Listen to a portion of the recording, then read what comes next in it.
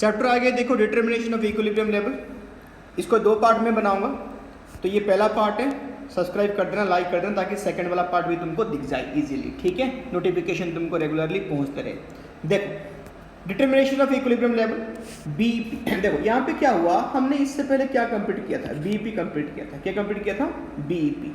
BEP तुम्हारा क्या है एक्चुअली?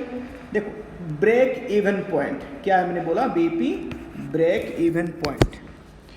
ब्रेक इवन पॉइंट में क्या होती है, y इक्वल टू सी होती है एंड सेम टाइम पे s इक्वल टू होती है 0, ठीक है। इसको कंफ्यूज नहीं करना, ये बीपी है, y इक्वल टू सी। अब जो हम पढ़ने वाले हैं ये इक्विलिब्रियम लेवल है, यहाँ पे s इक्वल टू एडी होगी। क्या होगी? यानी aggregate demand is exactly equal with aggregate supply.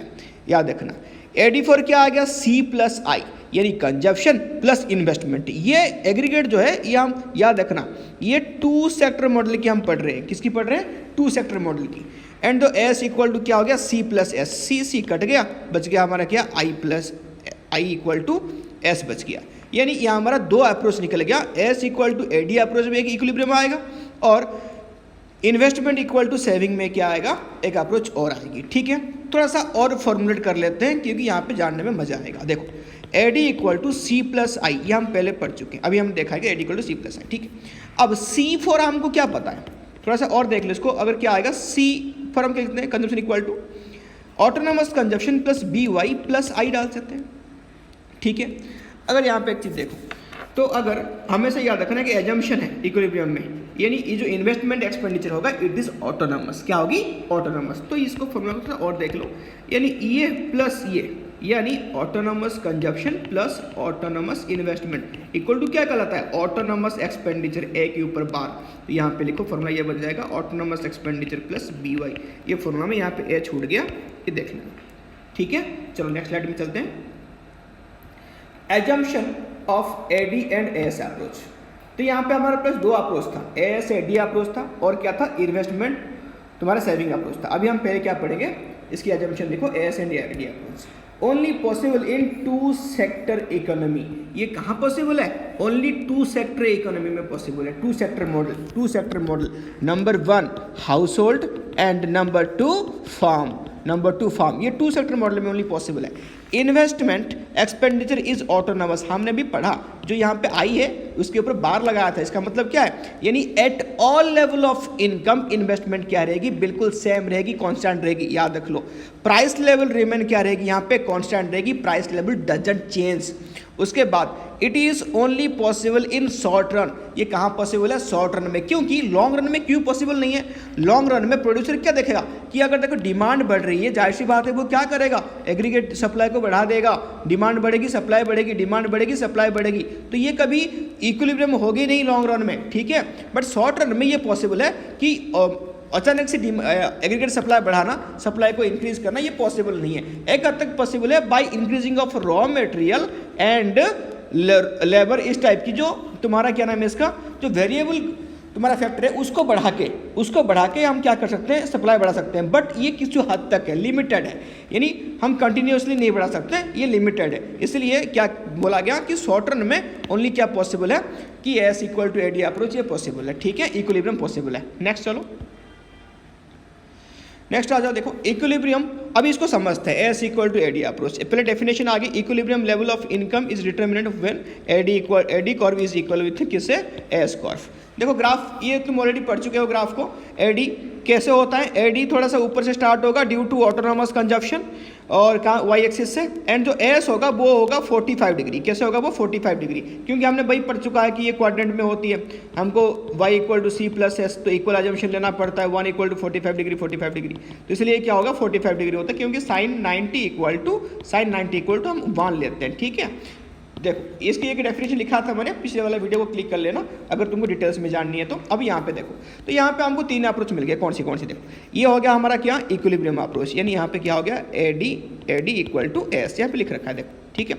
ये क्या हो गया, यहाँ पे क्या है, यहाँ पे जो तुम्हारा एडी है, डिमांड बढ़ा है, ये पहला वाला पॉइंट में, मैं ये वाला पॉइंट की बात कर रहा हूँ। यहाँ पे क्या है, डिमांड बढ़ा है और सप्लाई यहाँ पे छोटा है, यानी एग्रीगेट डिमांड ज़्यादा है, एस छोटा है। देखेंगे क्या होगा। और इस वाले पॉइंट में देखो, यहाँ पे क्या हुआ, डिमांड यहाँ पे कम हो गई और सप्लाई यहाँ पे ज़्यादा होगी, ठीक है। तीनों को समझते हैं बिल्कुल क्लियरली। देखो तो यहाँ पे कौन सी कंडीशन आया, कंडीशन नंबर 1 में यहाँ पे लिख रहा हूँ, देखना यहाँ पे क्या हुआ, AD, मैं PDF डाल दिया बिल्कुल डिटेल्स नोट में, तो वहाँ पे जाके तुम चेक कर सकते हो, ठीक है। यहाँ पे AD ग्रेटर देन लिखा AS, ये पहले वाला फेज में बिफोर इक्विलिब्रियम। तो यहाँ पे हुआ क्या, यहाँ पे किसी इकोनॉमी की स्टार्टिंग में, कोई भी इकोनॉमी स्टार्टिंग में, यानी फार्म एंड, ये हुआ क्यों, स्टार्टिंग में क्या हुआ, household and firm, household and firm दोनों क्या कर रहे हैं, स्टार्टिंग में कंजप्शन कर रहे हैं, डिमांड कर रहे हैं, क्या कर रहे हैं, कंजप्शन कर रहे हैं। फॉर एग्जांपल, एक अपने दिमाग में लेके सोचो, तुमने एक फैक्ट्री यहाँ पे सेटअप करा, तो पहले ज़मीन लिया होगा, ओनली ज़मीन लेने से तो प्रोडक्शन तो स्टार्ट होगी ही, फिर तुमने बिल्डिंग बनाया होगा, फिर भी प्रोडक्शन स्टार्ट नहीं होगी, तुमने मशीन लगाया, फिर भी प्रोडक्शन स्टार्ट नहीं होगा, तुमने रॉ मटेरियल ला के लेबर को लगा के तब जाके क्या होगा, तुम्हारा प्रोडक्शन यहाँ पे स्टार्ट होगी। तब तक फार्म की क्या होगी, एक्सपेंडिचर होगी, आउटपुट जीरो, नील, और हाउस होल्ड तो कंजप्शन करेगी अपनी एग्जिस्टेंस के लिए। स्टार्टिंग में क्या हुआ, बोथ, क्या नाम है इसका, फार्म एंड हाउस होल्ड दोनों क्या कर रहे हैं, कंजप्शन कर रहे हैं, इसलिए डिमांड ज़्यादा होगी सप्लाई से, डिमांड ज़्यादा होगी सप्लाई से। तो देखो इसमें इम्प्लीकेशंस क्या आएगा, इन्वेंट्री लेवल मार्केट से क्या हो जाएगी, कम हो जाएगी, ये हो गया, दोनों फार्म में कंज्यूम कर रहे हैं, तो इन्वेंट्री लेवल, जो स्टॉक लेवल है तुम्हारा, स्टॉक इन्वेंट्री लेवल, ये होगी डाउन हो जाएगी, क्योंकि सब कंज्यूम कर रहे हैं, तो इन्वेंट्री लेवल कम हो जाएगी। तो प्रोड्यूसर ग्रुप इसको क्या करेगी, अपनी इन्वेंट्री को मेंटेन करने के लिए, नंबर 1 जो प्रोडक्शन है, प्रोडक्शन इंक्रीज हो जाएगी, एम्प्लॉयमेंट भी क्या हो जाएगी, इंक्रीज हो जाएगी, जाहिर सी बात है डिमांड बढ़ रही है तो प्राइस लेवल भी क्या हो जाएगी, इंक्रीज हो जाएगी। ध्यान रखना, PDF में डिटेल में डला हुआ है, वहाँ पे भी देख लेना, ठीक। अब ये इक्विलिब्रियम पॉइंट है, AS इक्वल टू AD, यानी इस पॉइंट में सब कुछ सब ठीक है, जितना डिमांड हो रही है उतना सप्लाई हो रही है। यहाँ पे क्या हो जाएगी, इस कंडीशन में, इक्विलिब्रियम पॉइंट में, production doesn't change, employment doesn't change and price doesn't change. कहाँ पे, इक्विलिब्रियम पे, सब ठीक है, सब कुछ है, ठीक है। यानी इसको हम बोलते हैं EOQ level, economic ordering quantity level, जितना डिमांड उतना सप्लाई, ठीक है। यानी मार्केट एक इन्वेंट्री लेवल बिल्कुल मेंटेन करके चल रही है, ठीक है। अब ये वाला पार्ट पे आ जाओ, ये वाला पार्ट पे, कौन सी वाला, आफ्टर इक्विलिब्रियम वाला पार्ट पे आ जाओ, कौन सी वाला पार्ट पे, आफ्टर इक्विलिब्रियम। वहाँ पे क्या होगा, मैं यहीं पे लिखता हूँ सेकंड में, यहाँ पे हो गया AD लेस देन AS, यानी एक सर्टन टाइम के बाद क्या होता है, जो फार्म है वो तो अपनी कंजप्शन लिमिट कर देता है, ठीक है। ओनली कंजप्शन करने वाला कौन बच गया, हाउस होल्ड बच गया, उसकी भी कंजप्शन हो जाएगी लिमिट, यानी ऐसे होगा। यानी यहाँ पे firm, household and firm ये अपनी जो कंजप्शन को क्या कर दिया, कम कर दिया, लेस कंज्यूम वहाँ पे लिख देता हूँ, तो कंजप्शन को कम कर, तो क्या होगा, इंप्लीकेशन में क्या आएगी, मार्केट में जो स्टॉक लेवल है वो बढ़ जाएगी, यानी इन्वेंट्री लेवल वो राइज हो जाएगी। इन्वेंट्री लेवल बढ़ गई, ध्यान देना, इन्वेंट्री लेवल बढ़ गई तो क्या होगा, इन्वेंट्री लेवल बढ़ गई तो जाहिर सी बात है प्रोड्यूसर ग्रुप क्या करेगा, इंप्लीकेशन में डाल दो, प्रोडक्शन कम हो जाएगी, सेकंड में क्या डालो, एम्प्लॉयमेंट भी क्या हो जाएगी, कम हो जाएगी, मार्केट में स्टॉक ज़्यादा है तो प्राइस कम करके बिकी जाएगी इसकी, तो लिखो प्राइस लेवल भी क्या हो जाएगी, कम हो जाएगी, ठीक है। तो ये सारे इंप्लीकेशन PDF में नोट में डला हुआ है, तो वहाँ पे देख लेना। हम बढ़ते हैं आगे। फिर क्या हो गया, देखो कंडीशन में बता दिया अभी, पहले क्या हुआ यहाँ पे, व्हेन AD ग्रेटर देन क्या हो गया, AS, तो यहाँ पे मैंने क्या हुआ बोला, AD ग्रेटर देन AS हो गया, तो इन्वेंट्री लेवल यहाँ पे डाउन था, इन्वेंट्री लेवल यहाँ पे कम हो गया था, तो इम्प्लीकेशन क्या था यहाँ पे, इम्प्लीकेशन ये था कि प्रोडक्शन तुम्हारा बढ़ जाएगी, सेकंड एम्प्लॉयमेंट भी बढ़ जाएगी, थर्ड क्या हो जाएगी, प्राइस भी तुम्हारा यहाँ पे बढ़ जाएगी। इस कंडीशन में क्या था, तुम्हारा रिवीजन हो रही है, देखो यहाँ पे क्या था तुम्हारे यहाँ पे, इसमें कंडीशन में क्या था रे, यहाँ पे डिमांड कम हो गई, सप्लाई ज़्यादा हो गई, तो इस कंडीशन में प्रोडक्शन तुम्हारा हो जाएगी, कम हो जाएगी, एम्प्लॉयमेंट भी तुम्हारा क्या हो गया, कम हो गया, थर्ड प्राइस लेवल भी क्या हो गई, कम हो गई, हो गया रिवीजन। देखो फिर नेक्स्ट आ जाओ, अभी हम बात करते हैं क्या नाम इसका, फॉर्मूले की, total increase in income is equal to initial change in income into K. यानी हुआ क्या, अगर एक इकोनॉमी को तुम बड़ा ध्यान से देखोगे तो इकोनॉमी में तुमको क्या नजर आएगा, ये बोला है फॉर एग्जांपल मैं यहाँ पे ABC में ये एक दुकान, ये मान ले फॉर एग्जांपल ये इसके पास राशन की स्टोर है, इसके पास क्लॉथ की स्टोर है और ये इसके पास स्कूल है। फॉर एग्जांपल राशन की स्टोर की कमाई हुई 2000 रुपये, वो आपने सेविंग कर दी 500, ठीक है, यानी खर्चा कितना कर दिया 1500। यानी ये कॉन्सेप्ट क्या है, अगर सामने वाला कोई खर्चा कर रहा है, एक्सपेंस कर रही है, कंजप्शन कर रही है, तो ये जो अगले वाले के लिए क्या हो गया, ये तुम्हारा इनकम हो गया। क्या हो गया, इनकम।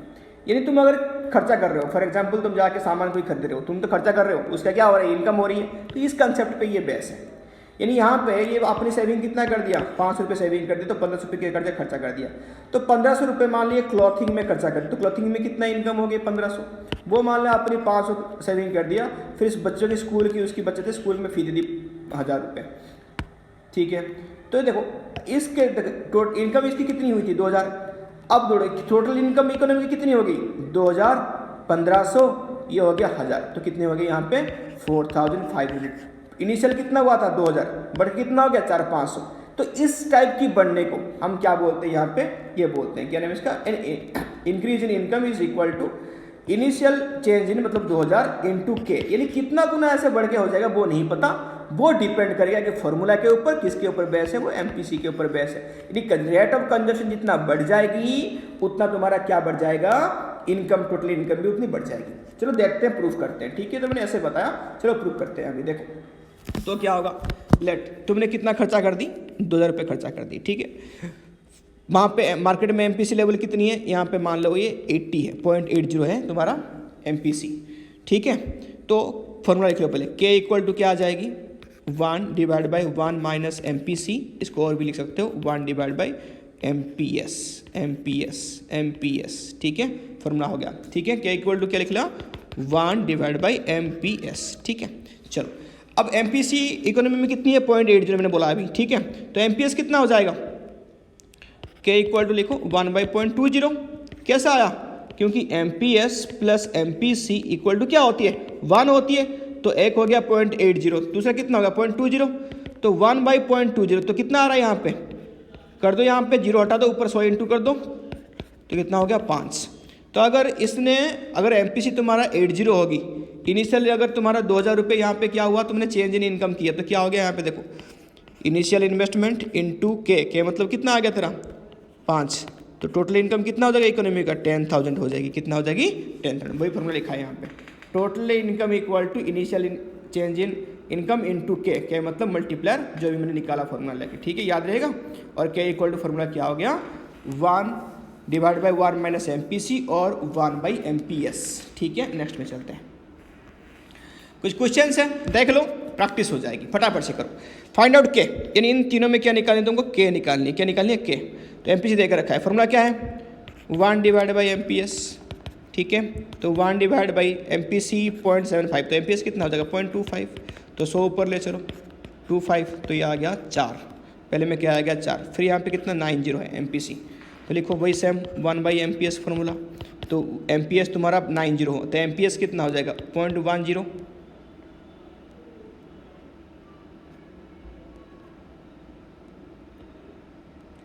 देखो तो एमपीएस कितना हो गया